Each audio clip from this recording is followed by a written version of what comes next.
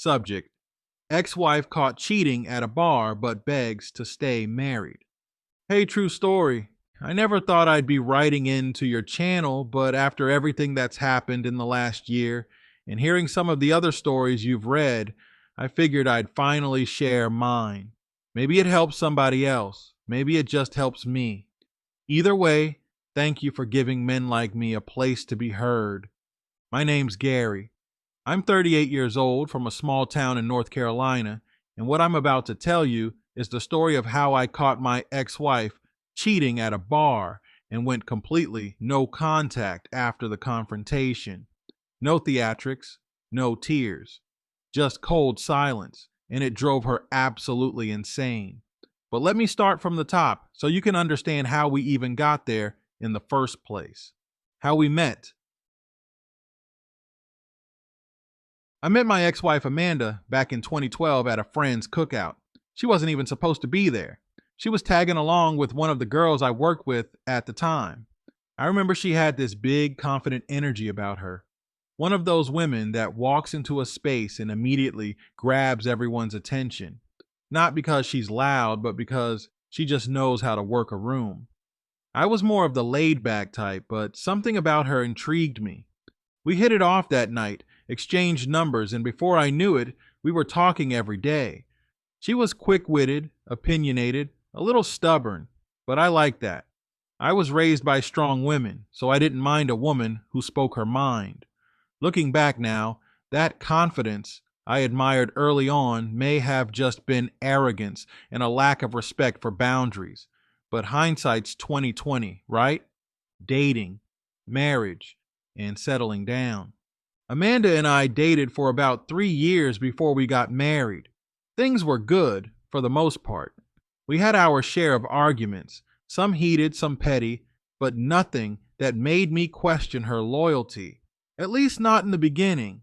We bought a house together. We took trips. We built a life. But around year 5 of our marriage, I started noticing changes. Nothing major at first, just a little more time spent on her phone, a little less interest in the things we used to do together. Sex slowed down. She started going out more with her girls, and if I even slightly asked about her plans, she'd get defensive. That's when the gut feeling started creeping in. You know the one. That instinct that tells you something's off, even when there's no proof. I didn't want to be that insecure husband snooping through phones, so I ignored the feeling for months. But man, it ate at me. Every night she came home late, I'd stare at the ceiling wondering if I was being played. I convinced myself I was overthinking it. She'd always had a social streak, so maybe I was just jealous. Maybe I was the problem. The turning point. Then came the night everything changed. She said she was going out with her friend Rachel to grab a drink and just catch up. I didn't think much of it, but something in her tone was different. She was too cheerful, too rehearsed. She left her phone on the couch when she went to the bathroom to finish getting ready, and I swear I wasn't trying to go through it. But the screen lit up, and there it was, a message from a contact named Mike G that read, "Can't wait to see you tonight. You looked so good in that dress last time." I sat there staring at the screen for probably a minute straight, heart pounding out of my chest. My hands were shaking. I don't even remember unlocking the phone. I just remember scrolling through the thread and seeing weeks of messages. Flirting, talking about meeting up, him asking when she'd have free time again, her laughing at his corny jokes and saying things like, "I wish I could see you more." That was the moment I knew. It wasn't innocent. She was seeing this man behind my back, catching her at the bar. I didn't say a word when she came out of the bathroom. I acted normal. Told her she looked nice, gave her a kiss on the cheek like I always did, and watched her walk out the door. Then I got in my truck and followed her. Not right away. Gave her a 10-minute head start, then drove to the bar she mentioned. When I pulled into the parking lot, my hands were still shaking. I almost talked myself out of going in. Part of me wanted to pretend it wasn't real, that I misunderstood something. but I needed to see it with my own eyes. And sure enough, there she was, in a booth by the back wall, laughing, leaning in close, touching this man's hand across the table. It wasn't a friendly drink. It wasn't catching up with an old coworker. It was a date, a full-blown date with the man she'd been texting behind my back. I didn't storm over. I didn't make a scene. I snapped one picture with my phone, just enough to show her sitting there with him, and I walked out. That was it. I drove home, packed a bag, and went to stay with my brother. No contact. The next morning, she came home to an empty house and a note. I didn't explain anything. All I wrote was, "Saw what I needed to see. Don't contact me." And I meant it. I blocked her number, blocked her on social media, told my family not to pass along any messages if she tried reaching out. I told her friends the same thing when they called. I was done. No yelling. No second chances. No drawn-out arguments. Just silence. And you know what? That silence broke her. Her breakdown. A few days later, her brother Jason called me. Now, Jason and I always got along. He was a straight shooter, never liked drama, never took sides blindly. He said, "Man, I don't know what happened between you and Amanda, but she is losing it. Crying all day, calling everyone, saying she made a mistake and just wants to talk." I didn't respond emotionally. I just told him, "Tell her there's nothing to talk about." Jason sighed and said, "I figured. I'm not saying she didn't mess up. I don't know the full story, but I haven't seen her like this since our dad died. She's spiraling, bro." Let me be clear. Hearing that didn't make me feel good. I wasn't sitting around grinning, watching her fall apart, but I also didn't feel sorry for her. Actions have consequences. She chose to betray me, and now she was dealing with the fallout. That's not my burden anymore. What I will say is that I felt something important: control. For the first time since I started sensing something was wrong, I felt like I was back in control of my life. And that mattered more than any apology she could have offered. Jason tried again a few days later. This time, he said Amanda was outside his house crying in her car, demanding he tell her where I was staying. He told her to leave, said she was acting unhinged. That's the word he used. I appreciated that he didn't fold under pressure, even though she was his sister. He told me she had tried everything, blowing up his phone, crying to his wife, even asking their mom to guilt trip him.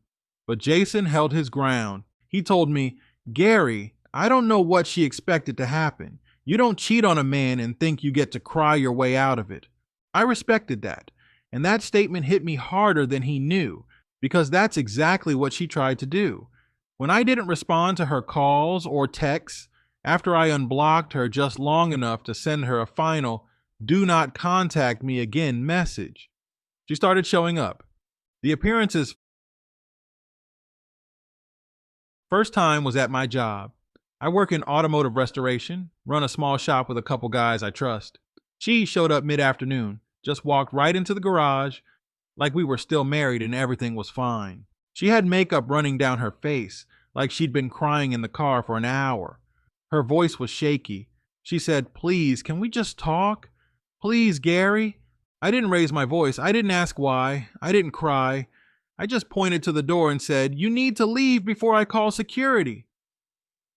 That moment.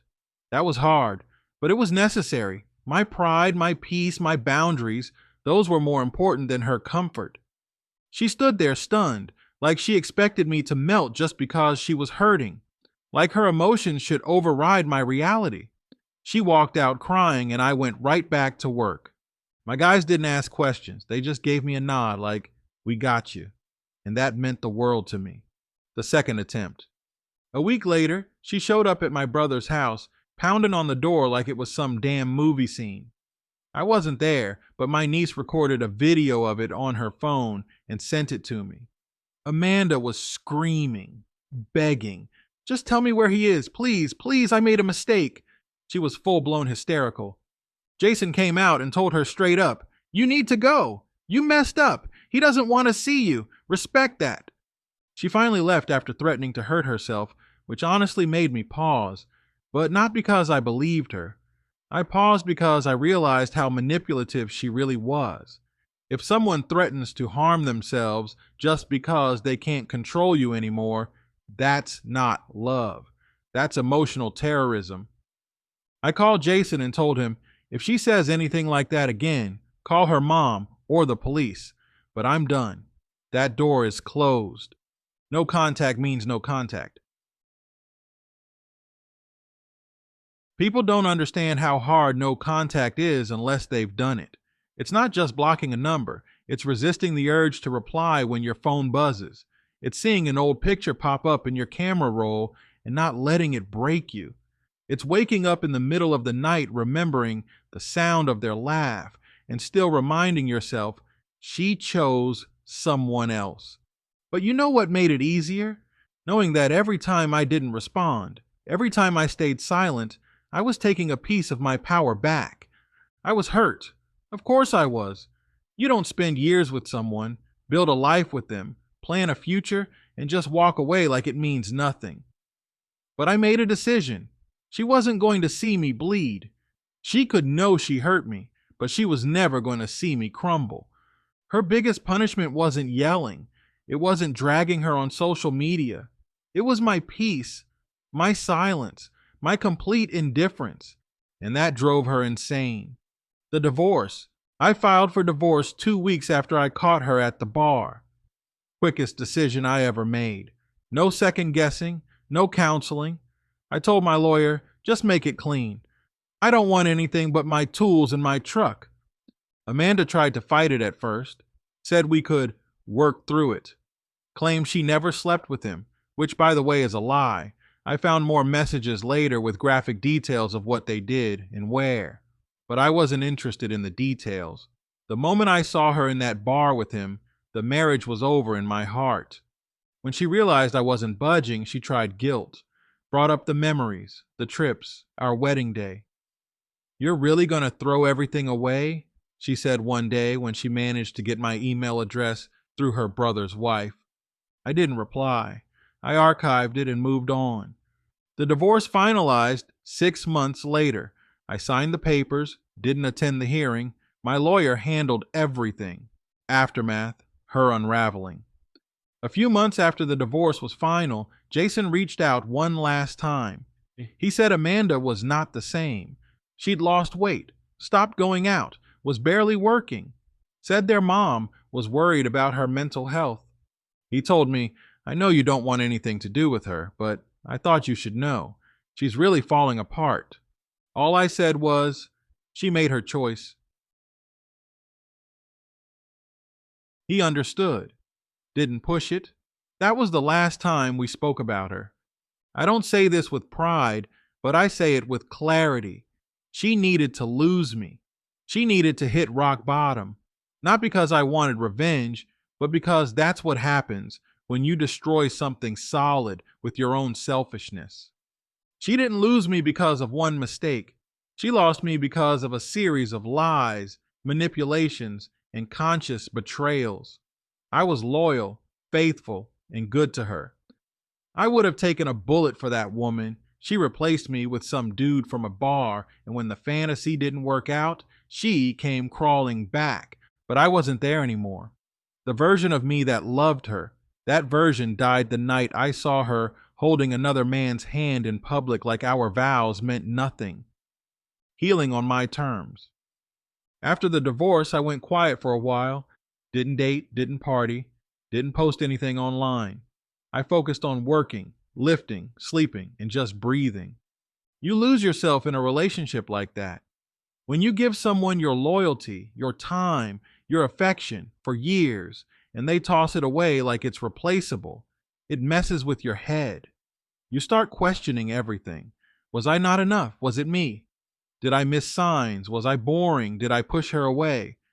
But over time, I realized her betrayal wasn't about me. It was about her. She didn't cheat because I lacked something. She cheated because she lacked integrity. She lacked discipline. She lacked the courage to face the fact that she wanted something else, and didn't know how to be honest about it. I stopped blaming myself the day I realized that good men get cheated on all the time. Strong men, faithful men, providers. It's not about who you are, it's about who they are. I took that pain and turned it inward, not in a self destructive way, but in a rebuilding way. I started hitting the gym hard again. I started working longer hours at my shop and taking more pride in every project. I reconnected with friends I lost touch with during the marriage. I even started volunteering on the weekends. Nothing fancy, just helping at a local auto class for high school kids, teaching them the basics, pouring into others because it reminded me I still had value, even if Amanda didn't see it. And slowly, I began to feel like myself again. No, not the old me, the new me. The one who sees red flags and doesn't ignore them. The one who doesn't excuse disrespect just because someone says, I love you. The one who values peace over partnership. Her final reach. About 9 months after the divorce, she sent one last letter to my P.O. box. I only kept the box open because of business licensing, paperwork, and legal stuff. She must have gotten the address through a mutual connection. The letter was handwritten, 6 pages long. She said she was sorry, that losing me made her realize how much I held her together, that she wasn't thinking clearly when she stepped out, that she missed our morning routines, that she missed my laugh, that she couldn't look at herself in the mirror anymore. She said I was the only man who ever made her feel safe, and now she wakes up every day feeling exposed. Said she'd give anything just to sit on the porch with me again, drinking sweet tea and talking about nothing. I read it once, folded it back up, and put it in my glove box. Not because I planned to keep it, but because I didn't want to throw it away while I was emotional. A few days later, I burned it in a fire pit, watched the pages curl and blacken. That was my closure, my moment. I whispered, I forgive you to the flames, but not for her, for me. And then I moved on. The message I want to leave. True story, if you read this email, I want men to hear something loud and clear. You don't have to yell to take your power back. You don't have to cuss them out. You don't have to shame them in public. Just walk away. Go silent. Make them face what they destroyed without giving them the satisfaction of watching you break. Let your healing be private. Let your boundaries be loud. Let your absence be their punishment. We live in a world where a lot of people treat love like it's disposable, like loyalty is optional. But for those of us who still believe in doing right by our partners, who believe in being solid, dependable, and strong, we have to protect ourselves just as much as we protect others. I don't hate Amanda. I don't wish her harm. I truly hope she figures herself out, but I'll never speak to her again. That version of me that loved her, he's gone, buried with every lie she told, every excuse she gave, every night she left me wondering.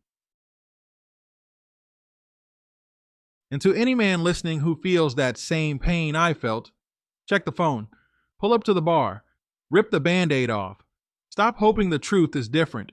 You're not crazy. Your gut is talking for a reason. But more importantly, once you know, leave with dignity. No more begging. No more crying. No more trying to win back someone who betrayed you. You don't win by getting them back. You win by never letting them near your peace again. You don't owe closure to someone who shattered your heart. You don't owe kindness to someone who chose deceit. Your silence is the only statement you need to make. And lastly, remember you're not alone.